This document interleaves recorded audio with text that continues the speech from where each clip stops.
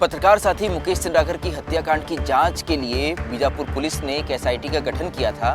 मेरे हाथ में इस वक्त यही वो प्रेस ब्रीफ है जिसमें पुलिस ने कई चौंकाने वाले खुलासे किए हैं। मुकेश की हत्या के साक्ष्य छुपाने के लिए आरोपियों ने क्या कुछ स्वांग रचे, कैसे आरोपी भागने की फिराक में थे, ये सारी जानकारी पुलिस ने इस प्रेस ब्रीफ में दी है। मुकेश की हत्या की साजिश 4-5 दिन पहले ही रच ली गई थी। हत्या से पहले आरोपियों ने बैंक से एक बहुत बड़ी रकम निकाली थी। मुकेश की हत्या के साक्ष्य छुपाने के लिए पत्रकार साथी मुकेश चंद्राकर की हत्याकांड की जांच के लिए बीजापुर पुलिस ने एक एसआईटी का गठन किया था।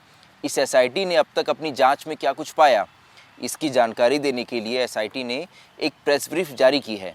मेरे हाथ में इस वक्त यही वो प्रेस ब्रीफ है जिसमें पुलिस ने कई चौंकाने वाले खुलासे किए हैं। इसमें पुलिस ने बताया है कि कैसे मुकेश की हत्या की साजिश 4-5 दिन पहले ही रच ली गई थी। मुकेश की हत्या से पहले आरोपियों ने बैंक से एक बहुत बड़ी रकम निकाली थी। मुकेश की हत्या के साक्ष्य छुपाने के लिए आरोपियों ने क्या कुछ स्वांग रचे, कैसे आरोपी भागने की फिराक में थे, ये सारी जानकारी पुलिस ने इस प्रेस ब्रीफ में दी है। इस प्रेस ब्रीफ को आपको देखना चाहिए, जानना चाहिए, ताकि आप समझ पाए कि कैसे सुरेश चंद्राकर, जो कि बीजापुर के सबसे बड़े ठेकेदारों में से एक है, बहुत ही पैसे वाला है। मैं लगातार इस बात को कहूँगा क्योंकि मेरे मन में वो टीस अब भी है। मुकेश मेरे लिए मेरे भाई के समान था और क्योंकि उसकी हत्या कर दी गई और उस हत्या के पीछे का मोटो क्या था, वजह क्या थी, इसकी भी जानकारी पुलिस ने इस अपनी प्रारंभिक जांच रिपोर्ट की प्रेस ब्रीफ में दी है। तो मैं आपको बता देता हूँ। देखिए, आपको पहले तो ये पता ही है कि 2 तारीख को मुकेश के बड़े भाई युकेश ने, जो कि विस्तार न्यूज़ में मेरा साथी है, अपने भाई की गुमशुदगी की रिपोर्ट दर्ज कराई। उस रिपोर्ट को दर्ज कराने के लिए हम सभी साथ थे। उसने ये बताया कि 1 तारीख की शाम से ही मुकेश गायब है, हम सभी उसकी तलाश कर रहे थे। इसके बाद क्या कुछ हुआ ये आप जानते हैं। मैं आगे आता हूँ कि पुलिस ने क्या कुछ पाया। पुलिस को जैसे ही ये पता चला कि मुकेश लापता है, पुलिस ने जांच शुरू की। पुलिस ने जब उसकी लाश लोकेशन तलाशी तो उसकी लाश लोकेशन मिली सुरेश चंद्राकर, जो कि बहुत बड़ा ठेकेदार है, उसका चट्टान पारा स्थित बाड़ा, जिसमें आप जानते हैं कि उसी बाड़े में से मुकेश की सेप्टिक टैंक में से 100 को बरामद किया गया था। जब पुलिस उस बाड़े में पहुंची तो वहां 17 रूम बने हुए हैं जिसमें सुरेश चंद्राकर के मजदूर रहते हैं। उन सभी कमरों में ताले लगे हुए थे। पुलिस ने लिखा है कि पुलिस ने सुरेश चंद्राकर को बुलाया। सुरेश चंद्राकर ने बताया कि वो भैरमगढ़ में है। कुछ देर बाद जब सुरेश चंद्राकर पहुंचा तो उसने सारे कमरों के ताले खोले। पुलिस ने जब कमरों की जांच की तो कमरे खाली थे, उन्हें कुछ भी नहीं मिला। पुलिस का ध्यान उस सेप्टिक टैंक के ऊपर भी गया, उस पर जो फ्लोरिंग की गई थी उस पर भी गया। पुलिस ने जब सुरेश से इस बारे में पूछा तो सुरेश ने कहा कि बाथरूम रिनोवेशन का काम चल रहा है, यानी उसने स्वीकार नहीं किया। ये सारी बातें 2 तारीख की है। 2 तारीख को रात तक जब पुलिस इस पूरे मामले की जांच कर रही थी, मुझे पुलिस के अधिकारी बता चुके हैं कि रात 3 बजे वो लोग उसके इस बाड़े पे पहुंचे थे। इसके बाद पुलिस ने मुकेश के कॉल डिटेल्स को खंगालना शुरू किया। उसमें उन्होंने पाया कि रितेश चंद्राकर से ही उसकी आखिरी बार बात हुई है। जिसके बाद पुलिस ने रितेश चंद्राकर के बारे में पतासाजी शुरू की। रितेश का नंबर बंद था। पुलिस ने सीसीटीवी कैमरों को खंगाला तो कोंडागांव के पास, यानी कि बीजापुर से आप जगदलपुर आते हुए जब कोंडागांव जाते हैं रायपुर के रास्ते में, तो वहाँ के एक टोल प्लाजा में इसकी वाहन थार वाहन थी इसके पास, जिसका नंबर था CG040001। इस VIP नंबर वाली वाहन में रितेश चंद्राकर बैठा हुआ नजर आया। इसके बाद पुलिस ने जब आगे खंगाला तो उन्हें रायपुर के एयरपोर्ट की पार्किंग में भी उसकी वाहन नजर आई। पुलिस ने जब पता किया तो रितेश चंद्राकर ने एक फ़्लाइट टिकट बुक की थी ऑनलाइन, जो कि रायपुर से दिल्ली के लिए थी।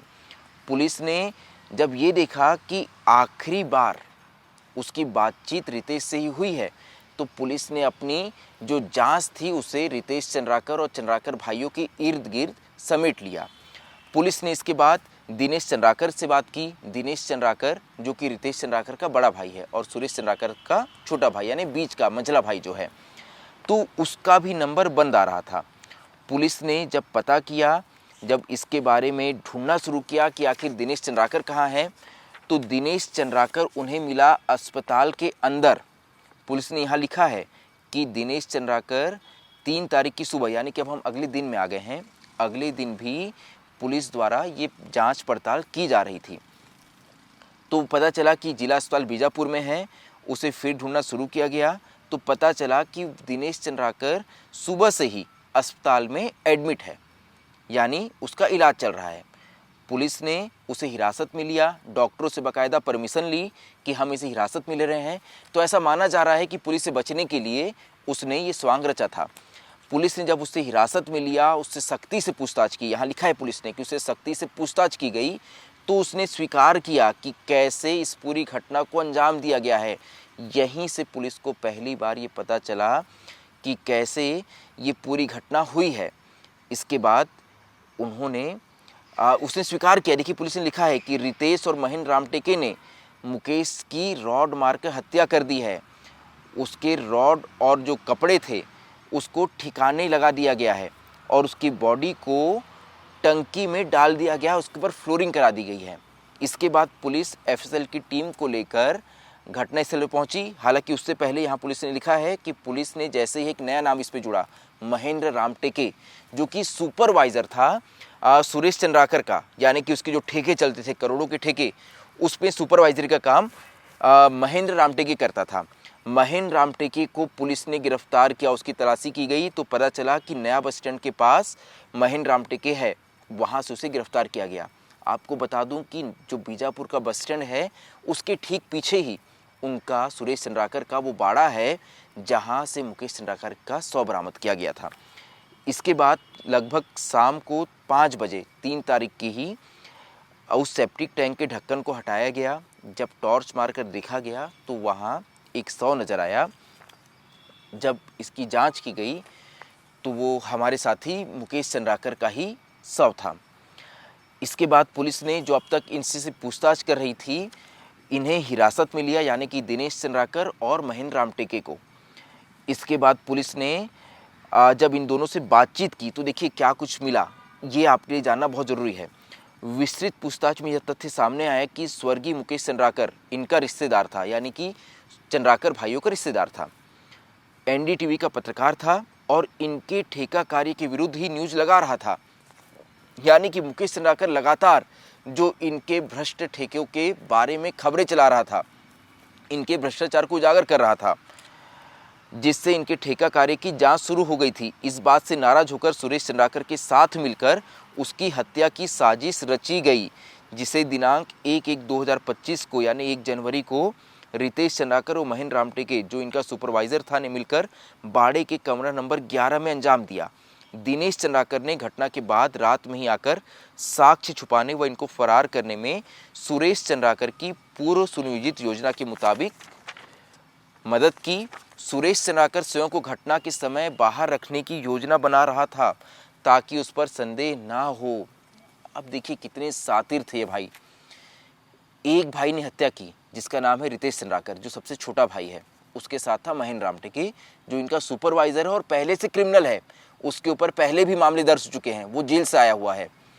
दिनेश चंद्राकर ने क्या किया, उसने साक्ष्य छुपाए और दोनों की भागने में मदद की। सुरेश चंद्राकर जो मुख्य ठेकेदार है, जिसके नाम पे करोड़ों के ठेके चलते हैं, जो बहुत अमीर है, बहुत पैसे वाला है, उसने क्या किया, उसने इस पूरे मामले से अपने आप को अलग रखा। उसने ये बताया कि वो उस वक्त घटनास्थल पे था ही नहीं, वो बीजापुर से बाहर था और ये सब प्लानिंग इन्होंने पहले ही कर रखी थी। पुलिस ने आगे क्या किया मैं ये बताता हूँ। इन्होंने महेंद्र रामटेके और दिनेश चंद्राकर को हिरासत में लिया, रितेश चंद्राकर की तलाश शुरू की। रितेश चंद्राकर मिला रायपुर एयरपोर्ट के पास, यानी कि वो दिल्ली भागने की फिराक में था, लेकिन उससे पहले ही पुलिस ने उसे धर दबोचा। जो घटना में प्रयुक्त किए गए मिक्सचर मशीन थी, भागने में उपयोग जो वाहन लाए गए थे, इसके अलावा घटना में प्रयुक्त जो औजार थे उन्हें भी पुलिस ने जब्त किया। आरोपी रितेश चंद्राकर, महेंद्र रामटेके तथा दिनेश चंद्राकर द्वारा साजिश के तहत स्वर्गीय मुकेश चंद्राकर के 2 नग मोबाइल को तुमनार नदी तक चालू हालत में रखा गया। मुकेश के पास 2 मोबाइल थे। इन सभी आरोपियों ने उसके मोबाइल को चालू रखा और वो पहुंचे तुमनार नदी तक। तुमनार नदी जो कि बीजापुर से कुछ आगे बहती है। वहां जाकर इन्होंने उस मोबाइल को पत्थरों से कुचल दिया, चकनाचूर कर दिया और इसके बाद उस चकनाचूर मोबाइल को तुमनार नदी में फेंक दिया, जिससे मुकेश की लास्ट लोकेशन कहाँ नजर आए, तुमनार नदी के पास। और जो बाकी पुलिस है उसका शक जो है वो तुमनार नदी की तरफ जाते रहे, इनसे दूर हटे। ये सारी साजिश थी इन लोगों की। इसके बाद पुलिस ने इन सभी का रिमांड लिया, पुलिस ने इनसे पूछताछ की। 3 तारीख को ही, यानी जिस दिन मुकेश का शव मिला उस दिन सुबह, मुकेश का शव शाम को मिला, सुबह ही सुरेश चंद्राकर जो मुख्य ठेकेदार है वो अपनी इनोवा वाहन लेकर बीजापुर से बाहर चले गया। उसकी गिरफ्तारी के लिए 4 टीमें रवाना की गई और 5 तारीख को उसकी गिरफ्तारी की गई। जब सुरेश चंद्राकर से पूछताछ की गई तो उसने क्या कहा? सुरेश चंद्राकर ने कहा कि मुकेश चंद्राकर मेरा रिश्तेदार था, लेकिन उसके बाद भी अपने चैनल में हमारे खिलाफ खबरें चलाता था और उसकी खबरों की वजह से हमारी जांच शुरू हो गई थी। यानी इस बात से वो इतना नाराज़ था। देखिए, उसी में गंगालूर नीलसनार सड़क की बात कर रहा हूँ जिसकी रिपोर्ट मुकेश ने दिखाई थी, जिस सड़क पे हम भी गए थे और हमने वहाँ पाया था कि उस सड़क में इतना भ्रष्टाचार हुआ है, भ्रष्टाचार के इतने गड्ढे हैं कि उस खबर को दिखाना बहुत ज़रूरी था। मुकेश ने कुछ भी गलत नहीं किया, जवानों की शहादत पे बनी वो सड़क थी जिसकी खबर वो दिखा रहा था, लेकिन उस खबर के दिखाए जाने से सुरेश चंद्राकर ने इस पूरी हत्याकांड की साजिश को रच दिया। आगे और देखिए, सभी इसके मोबाइल खंगाले गए, सीडीआर को खंगाला गया और इसके बाद इस घटना स्थल पे जाके 2 बार इस पूरी घटना का रिक्रिएशन किया गया। लगभग इस पूरे मामले में 50 लोगों से अब तक पुलिस ने पूछताछ की है। एसआईटी की टीम अब भी इस मामले की जांच कर रही है। एक जो मुख्य बात पुलिस को पता चली वो ये कि सभी आरोपी यानी चारों आरोपियों ने अपने मोबाइल नंबर से बहुत सारे डाटा को डिलीट किया है। यानी इस बीच ये लोग किनके संपर्क में थे, क्या कुछ इनके बीच बात हो रही थी, क्या कुछ चैट हो रही थी, इसे इन लोगों ने डिलीट किया है। पुलिस उस डाटा को रिकवर करने मोबाइल को पुलिस ने लैब भिजवाया है। घटना स्थल से जब्त साक्ष्य व आरोपियों द्वारा बरामद कराए गए आला जरब कपड़े व अन्य साक्ष्यों को भी फॉरेंसिक जांच के लिए भेज दिया गया है। इसके एक और महत्वपूर्ण बात है जो यहाँ जाननी जरूरी है। घटना से 4 दिन पहले यानी 27 दिसंबर को सुरेश चंद्राकर ने अपने बैंक से एक बहुत बड़ी रकम निकाली थी। सुरेश चंद्राकर करोड़ों के ठेके लेता है, यानी उसने जो बड़ी रकम निकाली होगी उसका जिक्र भले ही पुलिस ने यहाँ नहीं किया है, लेकिन वो रकम करोड़ों में ही होगी। अब इस रकम के जरिए ये लोग क्या करने वाले थे? क्या ये लोग कहीं भागने की फिराक में थे? क्या किसी और व्यक्ति ने इनका साथ दिया? तो इस रकम का आखिर क्या कुछ किया गया, इसकी जानकारी भी पुलिस लगा रही है। आगे इन चारों लोगों ने जो हत्या के लिए मर्डर वेपन जो था जिससे हत्या की गई, मुकेश की जो रॉड थी, इसे लोगों ने नदी किनारे छुपा दिया था। पुलिस ने जब जांच की तो मर्डर वेपन भी उन्हें प्राप्त हुआ। पुलिस ने आगे पूरे मामले की जांच के लिए पुलिस ने एआई व बाकी तकनीकों का उपयोग किया। 100 से अधिक सीडीआर की जांच की जा रही है।